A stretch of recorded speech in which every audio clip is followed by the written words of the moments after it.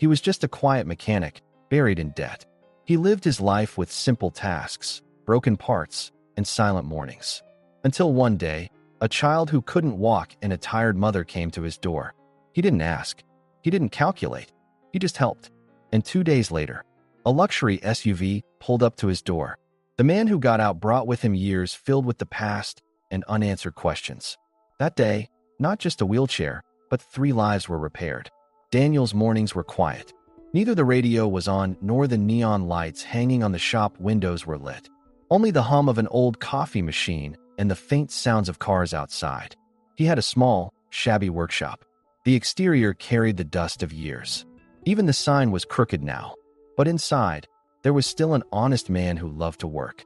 The bills that came at the end of the month were like an exam for Daniel. He hadn't been able to pay his rent for the last 2 months. The landlord was understanding, but not forever. He lived in the small room behind the shop.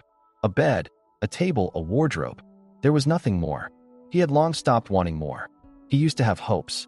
He wanted to set up a chain of workshops, even made the drawings years ago. But life didn't stick to plans. First, he lost his father, then customers dwindled. As technology advanced, people preferred to buy new items instead of getting things repaired, which further sabotaged his business. That morning, just like every other, he had woken up early. His hands were dirty with motor oil, while in his head, he was calculating how he would make ends meet by the end of the month. He had used the last filter for his coffee that morning. There were no workers, no assistants, no customers. But there was something inside him, a desire to fix broken things.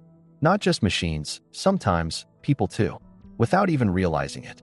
And that day, in the midst of the silence, the old van that slowly pulled up would make an unexpected touch on Daniel's quiet life. Daniel, that morning, as he lifted the shop's metal shutters, a light breeze hit his face. The sky was overcast, but the rain hadn't fallen yet. He stepped inside and placed the last filter into the coffee machine. His coffee that morning would be a little more bitter. He looked up and scanned the shelves. A few spare parts and some tools were missing. He needed to buy new ones, but when he looked at the calculator, he knew nothing could be replaced this month. At that moment, he heard a faint, sputtering engine sound from outside. He stuck his head out the door. An old van, clearly not repaired for years, had parked across the street. The door opened with difficulty. A young woman got out of the driver's seat. Her hair was messy, and there were dark circles under her eyes. She was frantic, but there was a certain grace, a dignified composure in her manner. After opening the door, she walked to the back. Then, a small child appeared, his eyes fixed to the ground. Daniel paused for a moment. The child was in a wheelchair. The left wheel was slightly tilted. A metallic smell rose from the motor. The child was motionless, but his eyes were watching everything. In those eyes, Daniel saw something he knew, a waiting mixed with hope and fear, just like he had seen in his sister's eyes years ago. The woman hesitated before approaching. "Hello," she said, her voice tired but gentle. "I'm Julia. This is my son, Noah. I'm sorry for bothering you, but we don't have anywhere else to go." Daniel nodded silently. "It's no problem," he said. "Is the chair broken?" Julia lowered her eyes. "Yes, it hasn't worked properly since yesterday. The wheel got stuck, and the motor isn't making any noise. We were supposed to go to the hospital, but the car broke down on the way." Both broke down at once. Daniel bent down and inspected the wheelchair. Noah was still silent. He was only following Daniel's movements with his eyes. When Daniel touched the chair, a squeaking sound from the metal was heard. Daniel turned to Julia. "Can you bring it inside? I need to take a closer look." Julia hesitated. "But about the cost, right now, we're in a very..." Daniel interrupted her. "Look, what we're talking about right now is a child not being able to move. Let's handle that first. We'll think about the rest later." Julia closed her eyes for a moment and took a deep breath. "Thank you," she said in a whisper. "Noah, come on now. This man might be able to help." Because the chair was broken, Daniel lifted Noah into his arms.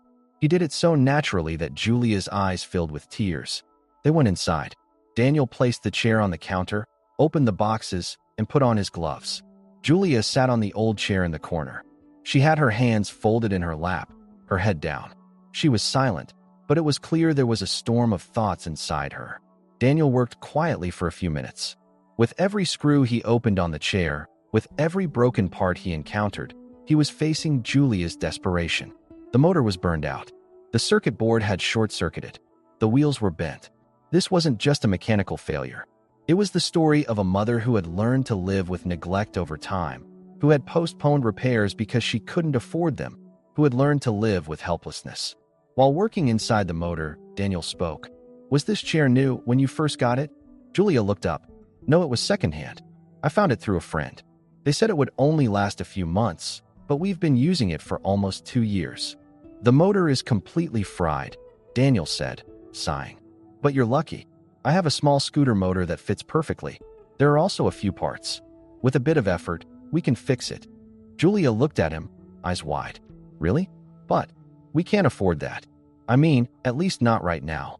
Daniel smiled again. "I don't see this as a job. I just love fixing broken things. Sometimes it's a machine, sometimes it's something else." Tears filled Julia's eyes. "No one acts like this anymore," she said quietly. "Asking for help even feels like a crime." Daniel put down the tool in his hand and looked at her face. "When I was little, I used to take my sister to school in a wheelchair. When her chair broke, she couldn't move for days. So I understand. And if I can do something, I'll use whatever I have." A brief silence followed. Julia nodded slightly. "Thank you. I'll never forget this."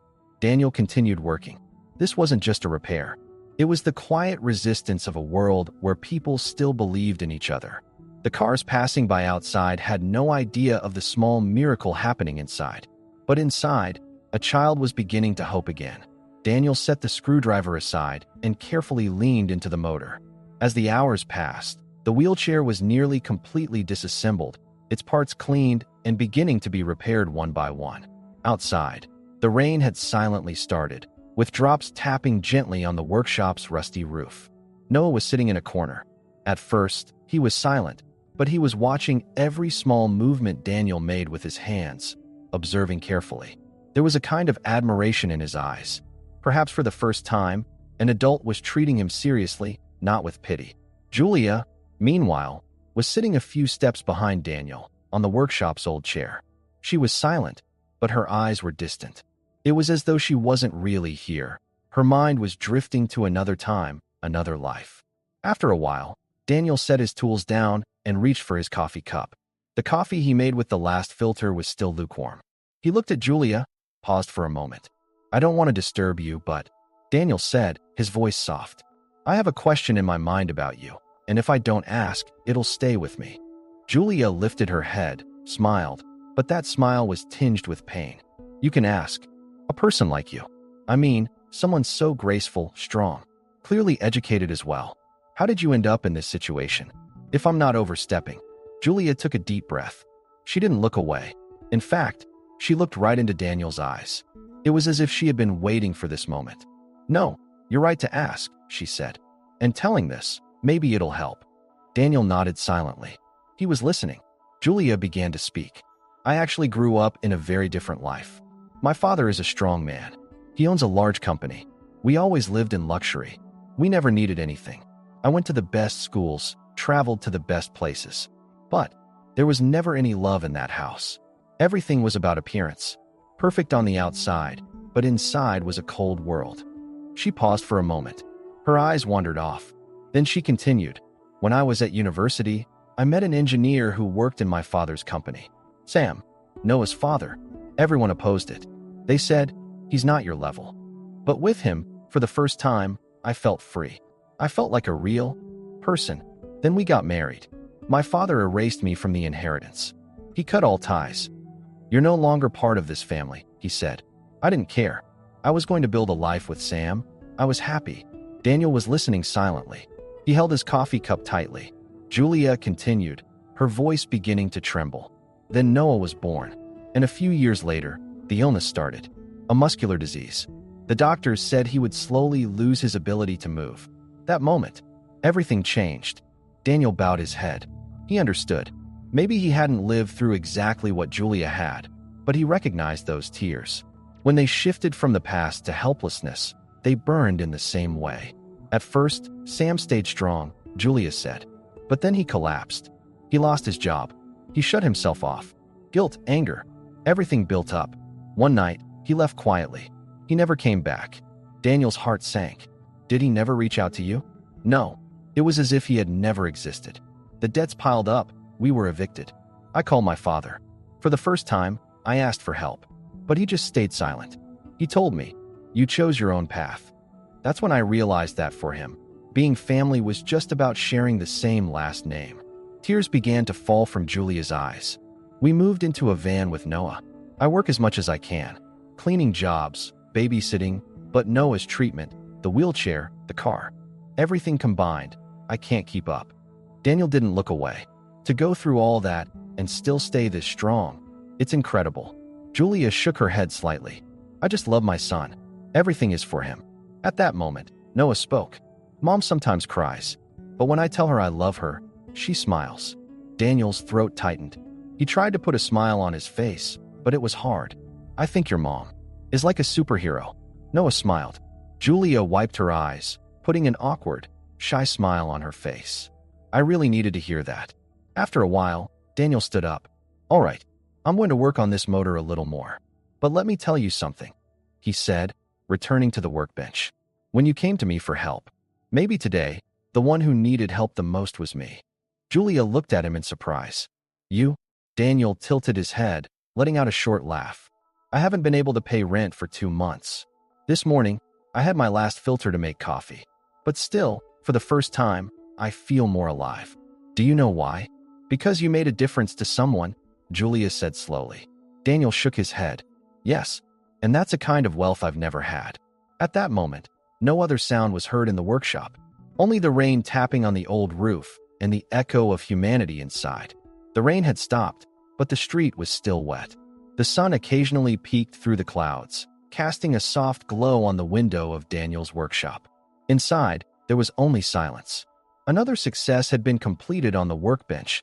Noah's wheelchair was now working flawlessly. In fact, with Daniel's touch, it was even better than before. Noah was happily moving around the workshop while Julia stood in the corner, watching him. For the first time, there was hope in her eyes and a fragile but warm smile on her face. As Daniel gathered the last of the parts, he turned to look at Julia. There you go. Nothing can stop you now. Julia smiled silently. Then, that smile turned into a heavy silence. Thank you. I know. This isn't just a repair. Today, you've reminded me of not only my son's freedom to move, but also a feeling I've forgotten for a long time. Daniel asked curiously, What's that? Julia thought for a moment, then looked into his eyes. Faith in humanity. Daniel nodded slightly. Sometimes, all a person needs is to know that someone believes in them. That's all. Julia called her son over.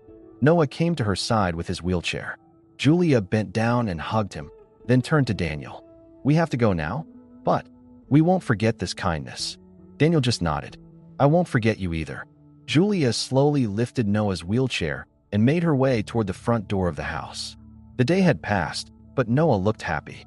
The exhaustion seemed to have lifted. The silence between them was peaceful, perhaps for the first time in days, maybe even weeks. Julia felt this light. But as they turned the corner of the house, she saw the dark-colored, luxurious SUV parked at the curb. Her heart stopped for a moment. Her eyes moved from the vehicle to the man standing next to it. He was wearing a suit, but his jacket was unbuttoned. His hair was grayer than before. He looked tired and tense from where he stood. It was clear he had been waiting, but he didn't know how to be received. Julia's steps slowed. Noah looked up. Mom, who's that? Julia didn't answer. She fixed her gaze on the man, then turned to her son and patted his head. Go inside, sweetheart. I'll call you in a bit. Noah silently nodded and headed toward the door. Julia turned and walked toward the man. When she stopped, only a few steps remained between them. The man took the first step. Hello, Julia. His voice was so different from before. It was neither commanding nor harsh, just soft and broken. Julia crossed her arms over her chest. Is this how you wanted to see me after all these years? On this street, pushing my son's broken wheelchair. The man lowered his head. No father wants this. But I wronged you for years. I left you alone. I locked my heart. With pride. And now, I realize how late I am. Julia stayed silent. Her eyes began to well with tears, but she spoke without her voice trembling. When you left me, we were in the middle of everything. Sam was gone. My son was sick. And I called you. I only waited for you to say, I'm here for you. But you You didn't say anything. The man took a deep breath. Last month, I had a heart attack, Julia. Julia furrowed her brow. The man continued. As I lay in bed, the only thing I thought about was what I had lost in my life. My house still doesn't echo with sound. I don't know my grandchild. I couldn't see you. My heart stopped. But what really froze was the inside of me. His eyes locked with Julia's. I'm here today because I want to apologize. No matter what, I want to be forgiven.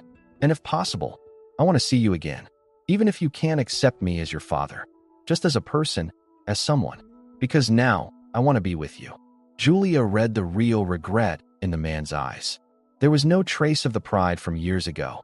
There was only weariness, loneliness, and a love that had come too late. Julia stayed silent for a moment. Then, Daniel's words from the workshop came to her mind. She closed her eyes, remembering his simple yet powerful words. Sometimes, all a person needs is to know that someone believes in them. Then, she turned her gaze to her father. We've been through tough times for years. We've knocked on every door. No one helped us. We were always alone. But today, I met someone. Someone who helped without asking for anything, just to be good. Now I know that there are still people like that in the world. Her father lifted his head. He looked at his daughter without trying to hide the tears in his eyes. Maybe it's because of that person that I'm here, he said in a quiet voice. I want to change too, Julia. Please, give me a chance. I'll come with you, father. But first, I have a debt, and I won't go anywhere without paying it. The man asked in astonishment. What do you want, Julia? Julia was determined. That mechanic, Daniel, he didn't just fix a wheelchair. He brought us back to life. First, we'll go to him. I met someone today, a stranger who helped us without asking for anything in return, but someone with a huge heart. I owe him the hope he gave me. I won't go anywhere without paying that debt. The man nodded, his voice soft. Whatever you want, Julia. Whatever you want. The small wind chime in front of the workshop softly rang. The spring air was cool but sweet. As usual, Daniel had gotten up early and opened the door to his workshop. The smell of motor oil, metal, and old coffee mixed in the air. The shop was still the same. Rusty shelves, missing tools, never-ending repair work. But somehow, Daniel felt more at peace that morning. Maybe it was because of the small miracle from a few days ago. Just as he had brewed his coffee, he saw that the dark-colored SUV had stopped in front of the door again. The same silence, the same grandeur. But this time, it carried a different meaning. The door opened. First, Julia stepped out. She raised her head slightly and gave Daniel a silent greeting with her eyes. Noah was with her. His hair was combed, and his clothes were neat. The change from the last 2 days was evident in their smiles. Then, Julia's father got out of the car. He was wearing a dark gray coat this time. His posture was still upright, but his gaze had softened. No arrogance, only embarrassment and respect in his expression. Daniel placed his coffee cup on the counter and walked toward the door. Julia smiled. I came to keep my promise. Daniel hesitated for a moment, then nodded slightly. I wasn't expecting this, but it's good to see you. Noah, in his wheelchair, rolled forward. Hello, Daniel. Daniel's face lit up. Hey, how's it going, buddy? Is your chair still squeaky clean? Noah proudly nodded. It's so fast. Mom sometimes can't stop me. Julia smiled and turned to Daniel. We didn't just come to say thank you. At this moment, her father took a few steps toward Daniel and extended his hand. Mr. Daniel, right? Daniel nodded shyly. Yes, just Daniel. The man shook his hand firmly. I'm Richard. I'm Julia's father. It's an honor to meet you. Daniel didn't say anything. There was no need for words in that moment. Richard continued. My daughter told me everything. And I made many mistakes in the past. But the reason I'm here today isn't just because of Julia. It's because of you too. Daniel shifted uncomfortably, glancing slightly behind him. I just did a small repair job. No, Richard said, his voice now firm. You gave back a child's freedom to move, a mother's hope, and a father's second chance. That's not a small job, Daniel. That is a matter of character. Daniel smiled modestly in response. I just did what I thought was right. That's all. Richard pulled an envelope from his pocket and extended it to Daniel. This is for your debts, to renew your shop, or even hire an assistant. But that's not all. Daniel didn't take the envelope. You don't have to do this. Yes, Richard said, I don't have to, but I want to. And I have another offer. In my company's social responsibility program, We're planning to start a special project focused on medical devices. We want to create more affordable, durable, and accessible solutions for children with disabilities. And we need someone who thinks like you to lead this project. Daniel's eyes widened. I just repair things. Company work. Projects. That's not my thing. Julia intervened. Daniel, you changed our lives. This offer isn't just about business. It's about turning goodness into a chain. Richard nodded. The decision is yours. You can take it and go, or stay and simply renew your workshop. But know this, you're no longer alone. Daniel stayed silent for a moment. His eyes welled up slightly, but no tears fell. He just lowered his head, then raised it again. All right, he said in a simple tone. But I have one condition. The three of them looked at him in surprise. Daniel smiled. This workshop won't close. I'll keep being here, because I want to make sure people don't get left behind on the road. Julia smiled, her eyes filled with tears. You're right, she said. The workshop should always be here. Richard nodded. You can be as involved in the project as you want, but remember, we need you. Days had started chasing weeks. Daniel was still in the same shop. The same mornings, the same coffee, the same oily hands. But something inside had changed. The shelves were more organized, the table was tidier. The sound of a new drill echoed from the walls, and the sunlight filtered through the freshly painted workshop windows more comfortably. Because Daniel was no longer alone. With Richard's support, the shop had been renovated. Rent was paid, debts were settled. For the first time in months, Daniel had hired an apprentice to work for a salary. A young, curious, and skilled one. Just like Daniel had been years ago. But the best part was the two special guests who came to the workshop every week, Julia and Noah. Julia was now living as a woman standing on her own feet beside her father. Noah had started school and was blending into life with his new wheelchair. But whenever they had the chance, they never passed by without stopping to visit Daniel. That day was no different. When they walked in, Daniel was under a car, tightening a bolt, but he looked up at the sound of the door opening. Noah, spinning around in his chair, shouted loudly, Daniel, and Daniel smiled. The hero of the day is back, Daniel said, wiping his hands. Julia had also come in. She was holding 2 coffee cups. She handed one to Daniel. Today's your coffee day, she said. And it's real filtered coffee, not the store-bought kind. Daniel smiled. I don't know if I can handle this luxury. Julia silently took a sip of her coffee, then turned her gaze to Daniel. You know, sometimes I still think about that day. The day the van broke down, my son's chair wasn't working, when everything seemed hopeless. And then I remember you. That day, our lives didn't just change, they changed direction. Daniel silently smiled. I just did the right thing. The real strength was in you. You came, you asked for help, and you stood strong. Julia shook her head. No, Daniel, you didn't just fix a motor for us, you fixed our faith. At that moment, Noah stopped in the workshop. He was looking at one of the shelves. Daniel, he called. Yes, Super Noah? When I grow up, I want to be like you. Daniel's heart filled with a strange warmth. He thought about it. All those lonely years. Then the little family that came along. And now, to be someone a child looks up to. He pulled back, lowering his gaze slightly to hide his emotions. Don't be like me, he said. Be better than me. But if one day someone asks for help, never turn that hand away. That's enough. Noah nodded. Seriously. There was silence in the workshop for a while. It was the silence of people sipping coffee, quietly celebrating their own small miracle. That day, Daniel understood. Some things weren't paid for with money, status, or praise. Sometimes, just changing the course of a person's destiny made a life meaningful.